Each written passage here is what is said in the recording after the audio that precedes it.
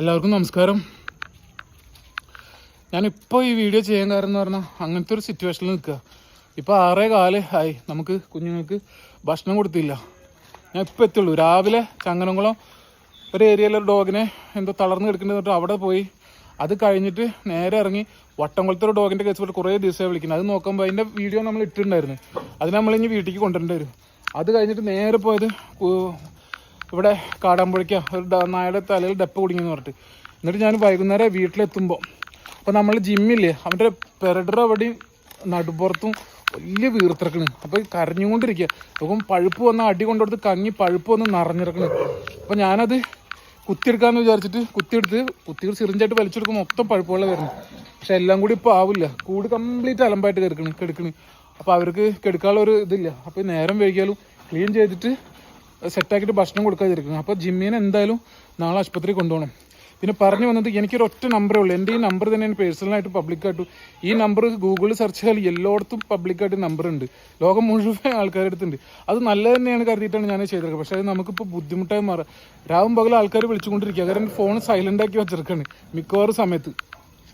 പക്ഷെ നമ്മൾ ഫോണിൽ കുഞ്ഞുങ്ങൾക്ക് വേണ്ടി എടുക്കുമ്പോൾ ഒരുപാട് കുറച്ച് നമ്മൾക്ക് ഈ കാര്യങ്ങൾ ചെയ്യുമ്പോൾ എന്താണെന്ന് പറയുന്നത് നമ്മുടെ മനസ്സ് ഈ മിണ്ടാപ്രാണികൾക്ക് വേണ്ടിയിട്ട് പ്രവർത്തിക്കാൻ ആ മേഖലയിലേക്ക് ഇറങ്ങുമ്പോൾ നമ്മളെ മനസ്സും കുറച്ച് ഹാപ്പി ആയിട്ട് സമാധാനത്തോടെ ഇരിക്കണ്ടേ.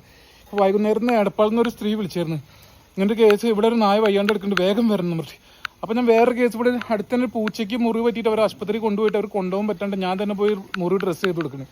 അത് കഴിഞ്ഞ് വേറൊരു പൂച്ചനെ ഉപേക്ഷിച്ചിട്ട് കുറച്ച് ദിവസം മുന്നേ ഞാൻ എടുത്തു കൊടുക്കുന്നത് രക്ഷപ്പെടുത്താൻ മരുന്ന് വെക്കണം. പക്ഷേ ചാടിപ്പോയിരുന്നു. പക്ഷെ അത് ഒരു വീട്ടിൽ വന്ന് കിടക്കുന്നുണ്ട് പറഞ്ഞാൽ അവർ നോക്കാമെന്ന് പറഞ്ഞപ്പോൾ ഞാൻ അവിടെയും പോയിട്ട് മരുന്ന് വെക്കണം. അതിൻ്റെ അടുത്തും പോയി.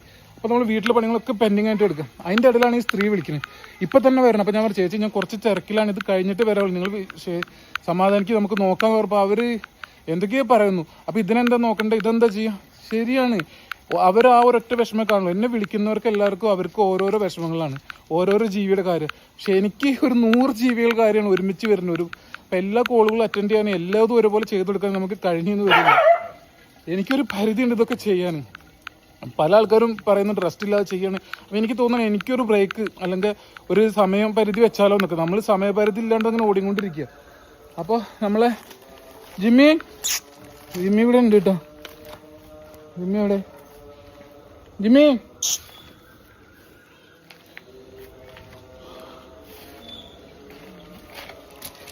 ഇവിടെ എവിടെ ഉണ്ടോ? എന്തോ ജിമ്മി നോക്കിയേ. ജിമ്മിയുടെ ഇവിടെ വീർത്തിരിക്കുകയാണ്. ഉണ്ടോ മുഴച്ചെറുക്കണ്? ഉണ്ടോ അവിടെ മുഴ?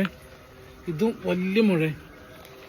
ഇങ്ങനത്തെ ഈ പ്രശ്നങ്ങൾ നമുക്ക് കൂട് ക്ലീൻ ചെയ്യാണ്ട്, ഇത് ക്ലീൻ ചെയ്യണം, ഇത് ക്ലീൻ ചെയ്യണം, എന്നിട്ട് വേണം ഭക്ഷണം കൊടുക്കാൻ.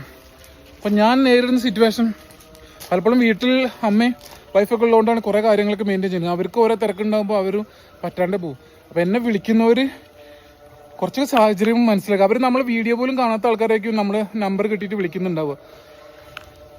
അങ്ങനെ വീഡിയോ കാണുന്ന ആൾക്കാർക്ക് നമ്മുടെ സിറ്റുവേഷൻ അറിയുള്ളൂ. അപ്പോൾ എല്ലായിടത്തും ഓടി ഒരുപോലെ എത്താനുള്ള പവറൊന്നും എനിക്കില്ല. നമുക്ക് അതിൻ്റെ സാഹചര്യങ്ങൾ പോലെ തന്നെ എല്ലാ കാര്യങ്ങളും ചെയ്യാൻ പറ്റില്ല. എല്ലാ ജീവികളും നമുക്ക് ഒരുപോലെ രക്ഷിക്കാൻ പറ്റില്ല. അപ്പോൾ ആ ചേച്ചി ഞാൻ എന്തൊക്കെ വിചാരിക്കുന്നതെന്ന് അറിയില്ല. എന്തായാലും എൻ്റെ സാഹചര്യങ്ങൾക്കനുസരിച്ച് ഞാനും അവിടെയും പോയി നോക്കും. എന്തായാലും ഒക്കെ ഈശ്വരന് പ്രപഞ്ചശക്തികളെ തീരുമാനങ്ങൾ പോലെ ഇരിക്കും. അപ്പോൾ കാണാം. എല്ലാവരും ഹാപ്പി ആയിട്ടിരിക്കും, സന്തോഷമായിട്ടിരിക്കും. ഒരു മിണ്ടാപ്രാണി അല്ലെങ്കിൽ ഒരു നല്ല കാര്യം ചെയ്യുന്നൊരു വ്യക്തിയുടെ മാനസികാവസ്ഥ, അയാൾ എത്രത്തോളം വിഷമിക്കുന്നു, എത്രത്തോളം ബുദ്ധിമുട്ടുകൾ നേരിടുന്നുണ്ട്, സംഘർഷങ്ങൾ നേരിടുന്നത്, അത് അങ്ങനെ ചെയ്യുന്നവർക്ക് അറിയാൻ പറ്റുള്ളൂ. പിന്നെ എന്നെ ഫോളോ ചെയ്യുന്ന എൻ്റെ വീഡിയോ കാണുന്ന നിങ്ങൾക്ക് ചിലപ്പോൾ അത് മനസ്സിലായെന്നിരിക്കും. എന്തായാലും നിങ്ങളൊക്കെ കൂടെ ഉണ്ടല്ലോ, അത് മതി. കാണാം.